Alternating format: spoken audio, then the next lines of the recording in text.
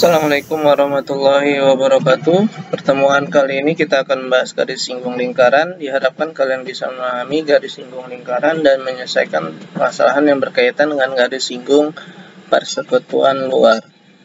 Untuk garis singgung dibagi dua, nanti ada persekutuan luar dan persekutuan dalam. Hari ini kita akan membahas yang persekutuan luar. Kita perhatikan gambarnya. R1 merupakan jari-jari lingkaran 1 dan R2 adalah jari-jari lingkaran 2. Sedangkan AB adalah garis singgung lingkaran luar. Nah, kita akan mencari panjang garis AB. Nah, kita ketahui bahwa AB itu sama aja dengan MC, maka kita akan mencari AB menggunakan MC. Kita keluarkan di mana garis AB sama MC saling tegak lurus, sehingga kita keluarkan gambarnya membentuk sebuah segitiga yaitu MCN. Kita mau mencari MC. AB sama dengan MC, jadi kita gunakan persamaan Pythagoras, yaitu MN kuadrat sama dengan MC kuadrat ditambah CN kuadrat. Nah, untuk mencari MC kuadrat, kita pindah ruaskan, jadi MN kuadrat dikurang CN kuadrat. Nah, CN sendiri itu adalah jari-jari 1 dikurang jari-jari 2, ya, atau R2 dikurang R1, ya, yang panjang dikurangin yang kecil, sehingga di sini MN sendiri adalah jarak pusat dua lingkaran. Sehingga kesimpulannya untuk garis singgung persekutuan luar adalah kuadrat garis singgung persekutuan luar sama dengan kuadrat jarak pusat dua lingkaran dikurang kuadrat selisih jari-jari dua lingkaran. Nah, ini bentuk yang harus kalian ingat. Sebagai contoh, kita ketahui bahwa kuadrat garis singgung persekutuan luar sama dengan kuadrat jarak pusat dua lingkaran dikurang kuadrat selisih jari-jari dua lingkaran. Nah, garis singgung persekutuan luarnya kita cari di soal sudah ada, yaitu 30. Kuadrat jarak pusat dua lingkaran. Pusat dua lingkaran belum ada, karena kita yang mau mencarinya, maka kita simbolkan dengan X.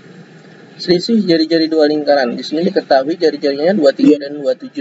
Maka kita kurangkan jadi 16. Sehingga kuadrat garis singgungnya adalah 30 kuadrat sama dengan X kuadrat min 16 kuadrat.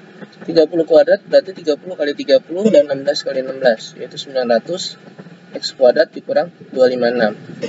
Kita pindah ruaskan, jadi X kuadrat sama dengan 900 tambah 256 atau X kuadrat sama dengan 1156. Nah, untuk mencari X-nya, kita gunakan pohon faktor. Kita bagi dengan bilangan prima terkecil, yaitu 2. Kita bagi lagi. Nah, apabila tidak bisa dibagi 2, berarti kita harus bagi 3. Jika tidak bisa juga, kamu ambil bilangan prima selanjutnya, berarti 3, 5, 7, 11, sampai angka tersebut bisa dibagi. Dan ternyata di sini bisa dibagi dengan 17. Karena dibagi 13 tidak bisa, dibagi ke 11 tidak bisa, dibagi 7 juga tidak bisa. Sehingga kita dapat X-nya adalah ambil pasangannya. Jadi kita pasangkan dan kita tulis satu-satu.